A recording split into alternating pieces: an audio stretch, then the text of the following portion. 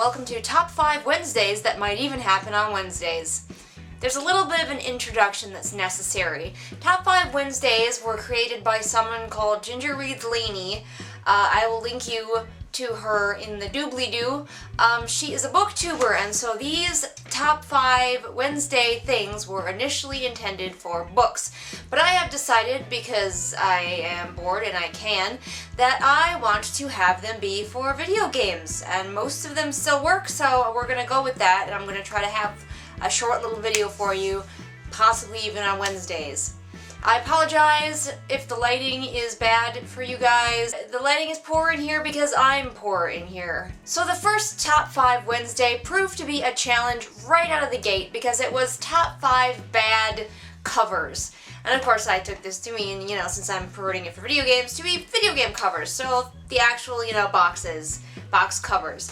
Now, I don't have very many video games with covers, and I don't pay a lot of attention to covers, so torn between going on the internet and researching a bunch of video game covers that may or may not have been photoshopped, or being completely lazy and just looking around my house at the video games that I have and choosing the worst from those.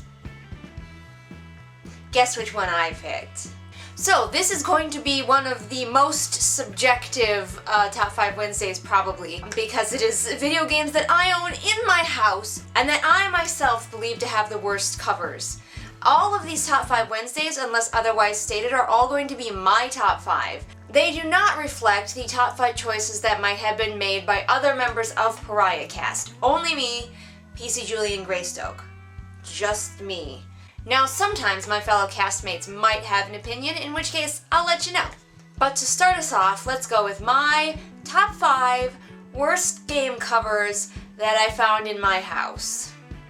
Here we go. So my criteria were pretty simple and honestly quite lame. It was any cover that I found to be boring or that didn't give you a clear idea of what the game was in store for you in the game. And number 5 goes to the cover of Jade Empire, because while it is pretty, I don't, just looking at it, I have no idea what this game's about. Is that a goat man, attacking him? Can you see that? What is that? What is that? I don't know. I don't know what's going on. There's a hot lady on the cover. So, yeah, number 5, Jade Empire, limited edition. I don't know if the regular cover's different. It's just the one that I have. Coming in at number 4 is the Wizard of Oz, Beyond the Yellow Brick Road for the Nintendo DS. I just picked it because it's really boring. I mean, it's really boring. It gives you nothing. It's like, oh yeah, it's the Wizard of Oz, and there's the Yellow Brick Road, and there's Dorothy and her companions walking along. Doesn't make me want to play it. It doesn't. Coming in at number 3 is Final Fantasy Tactics A2, which is in my copies and kind of in rough shape because it was a used one. But it's just kind of a black cover with a very light blue sort of character on it. I don't even know if you can see it, and it doesn't do anything for me. It's really boring looking. It doesn't give me any indication of what the game is going to be like, and it doesn't really inspire me to want to play it necessarily. Number 2 is Trails in the Sky for the PSP. Again, because it's not very exciting or interesting looking. I have not actually played this one, but my husband informs me that the cover does actually tell you what's in store. That is, your character is standing on the ground, looking up at something that's flying and not actually doing any flying themselves. So, boring cover and potentially boring game. I haven't tried it, but yeah, the cover is pretty unexciting, so. And the number 1 worst cover of the games that I have in my house is, I chose Pokemon X, but it's really any of the Pokemon games because the covers don't do anything for me. They're really unexciting, just showing a legendary or one Pokemon on them.